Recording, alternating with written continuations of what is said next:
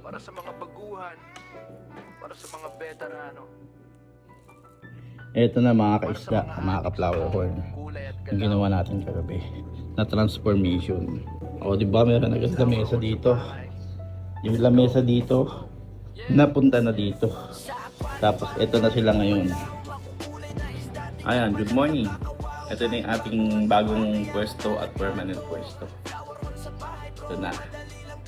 Alright. Good morning sa lahat ah.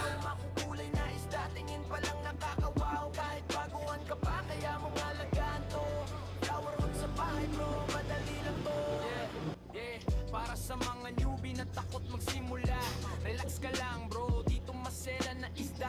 Di masyadong makalat, di tulad ng iba. Konting linis lang ng tank, okay na siya. Hindi arte, hindi bitmarte sa tubig. Basta laga mo ng tama, siguradong lulusog at sisigla. Alright, another day, another fish story na naman tayo mga kaisda, mga ka-flower horn.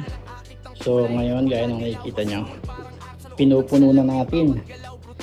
Kailangan na natin punuin yung ating 150 gallon na tank para sa ating darating na arwana. Ito ay nabili lang natin ng second hand. Pinarestore lang natin kay Kuya Joel. Kasi gaya ng nakikita nyo, meron pang mga silicone dyan. Kailangan natin kudkudin yan. Kukudkudin natin para na siya, tuminis na. Ano. Hirap tanggalin yung silicone. Pero kasi ito dating plastic dyan, tapos plastic dito sa taas, parang ganito. Okay. May plastic kaya nagkaganyan, kaya madumi siya tignan. So tsatsagain natin kuskusin yan habang pinupuno. Kaya dahil mapuno 150 gallon ba naman eh, katumbas to ng 535 na ganito, 535 gallon. So atay natin mapuno para ma-cycle na natin.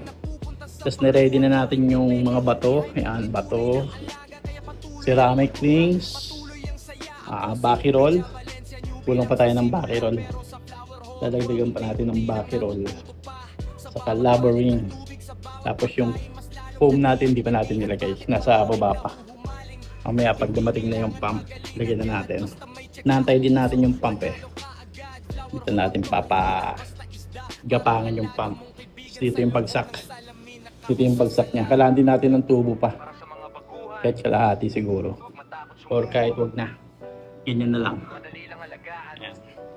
Yung ating update sa ating monster tank na ginagawa. Kita niyo naman, ang ganda ng background. Oh. Background pa lang panalo na.